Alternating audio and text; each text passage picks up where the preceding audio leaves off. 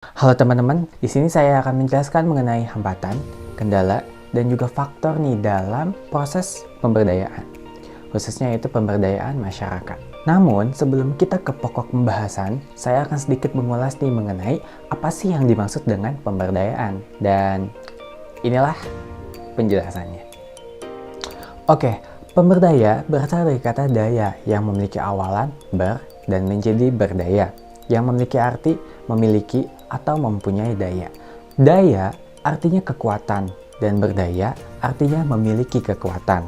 Pemberdaya artinya menjadikan sesuatu menjadi berdaya atau mempunyai kekuatan atau menjadi mempunyai daya. Lalu, apa yang dimaksud dengan pemberdayaan masyarakat?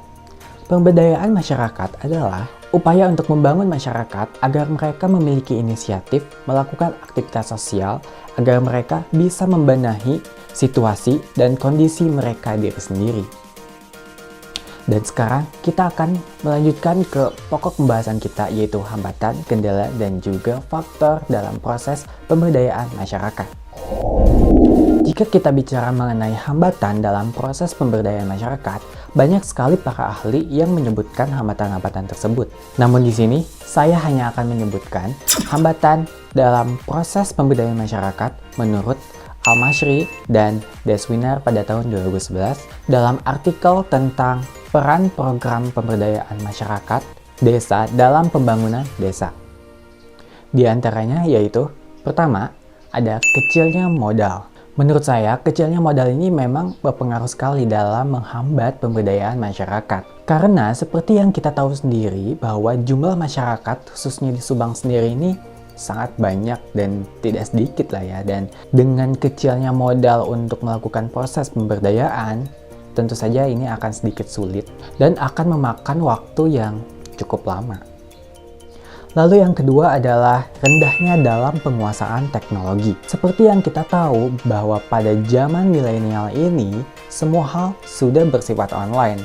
Dan kita dituntut untuk paham dan juga mampu untuk menguasai teknologi dan media baru. Akan tetapi, di pelosok-pelosok daerah, khususnya di Subang ini, masih banyak sekali masyarakat yang belum tahu mengenai teknologi-teknologi baru ini. Sehingga menyulitkan mereka untuk melakukan pemberdayaan masyarakat, khususnya pada masyarakat yang memang kurang sekali dalam penguasaan teknologi. Tentunya di masyarakat yang tempat tinggalnya di pelosok dan kurangnya akses mengenai internet ke dalam tempat tersebut.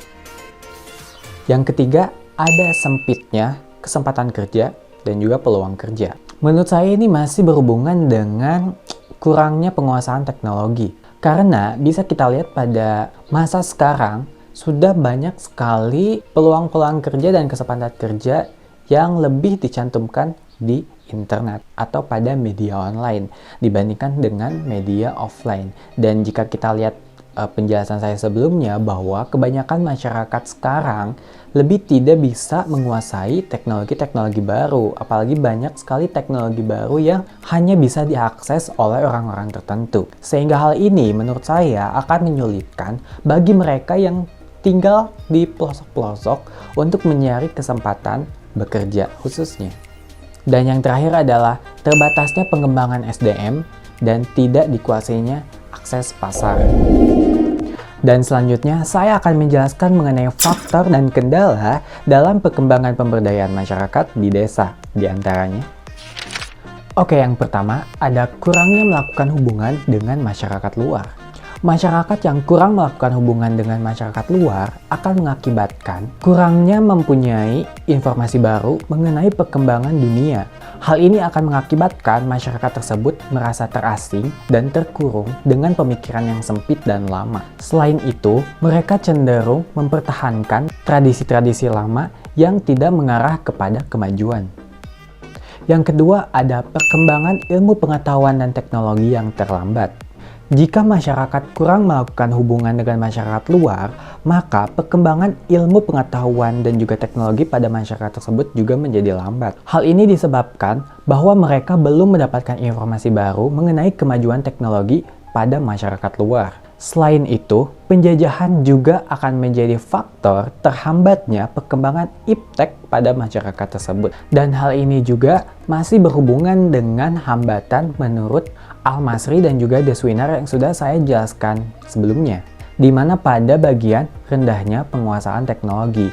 Jika kita kurang dalam melakukan hubungan dengan masyarakat luar, maka kemampuan kita dalam menguasai teknologi-teknologi baru juga akan menjadi kurang dan menjadi rendah karena kita mengalami terlambatan dalam mempelajari teknologi dan media baru yang bahkan sudah dipelajari lebih dulu oleh masyarakat luar.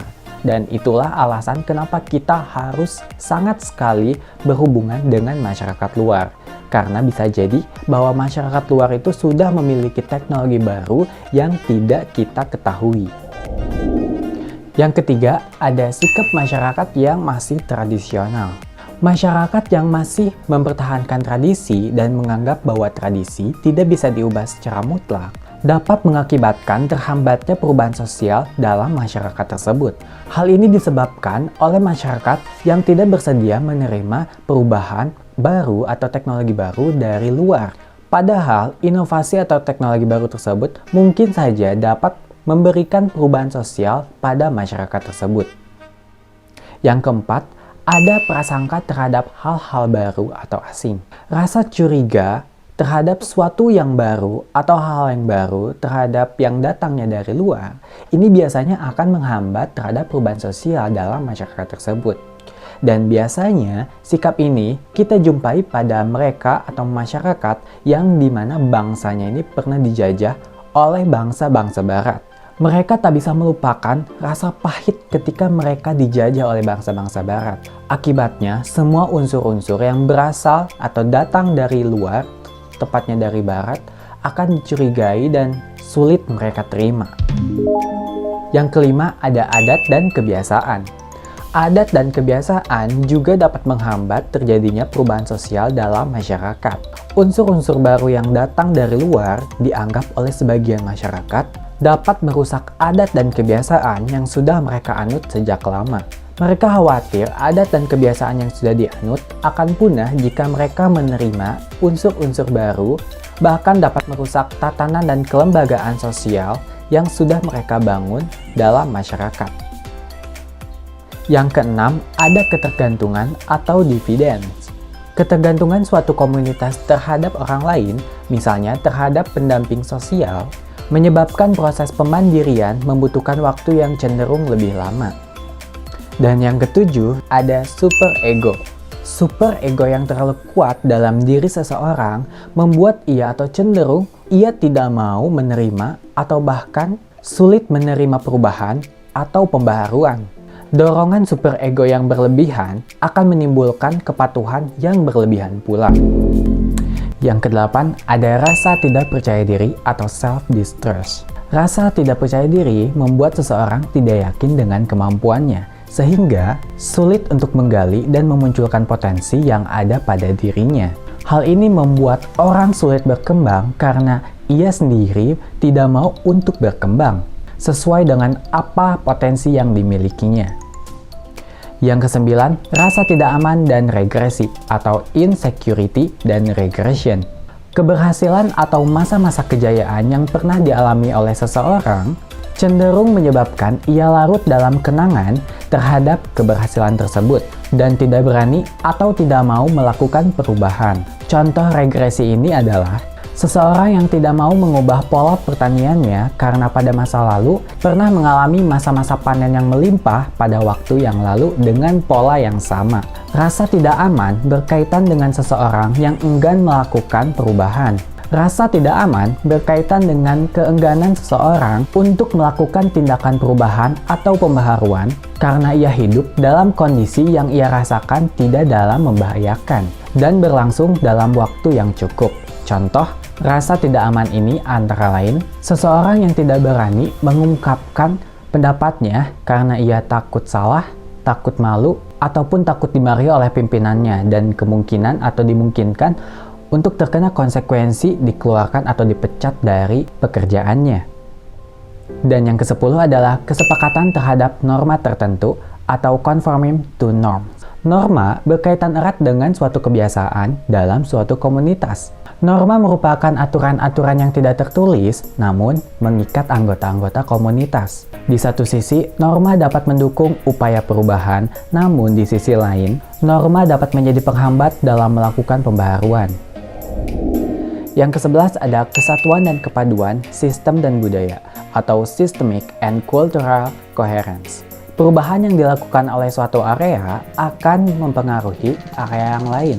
Karena dalam suatu komunitas tidak berlaku hanya satu sistem, tetapi berbagai sistem yang saling terkait, menyatu, dan juga terpadu. Sehingga memungkinkan masyarakat itu hidup dalam keadaan mantap. Sebagai contoh, perubahan sistem mata pencaharian dari ladang berpindah ke lahan pertanian tetap akan menimbulkan perubahan pada kebiasaan yang lain, seperti kebiasaan pola pengasuhan anak, pola konsumsi, dan sebagainya. Yang ke-12 adalah kelompok kepentingan. Kelompok kepentingan akan menjadi salah satu penghambat dalam upaya pemberdayaan masyarakat. Misalnya, upaya pemberdayaan suatu petani di suatu desa tidak dapat dilaksanakan karena ada kelompok kepentingan tertentu yang bermaksud membeli lahan pertanian untuk mendirikan perusahaan tekstil. Kelompok kepentingan ini akan lebih dulu berusaha agar lahan pertanian itu jatuh ke tangan mereka. Dan begitulah penjelasan mengenai faktor dan kendala pemberdayaan masyarakat dalam desa khususnya. Jika kalian merasa kurang nih dengan penjelasan saya tadi, kalian boleh mengunjungi penjelasan-penjelasan lain di channel lain khususnya ya. Dan mungkin sekian, terima kasih telah menonton. Sampai jumpa di lain waktu. Bye-bye.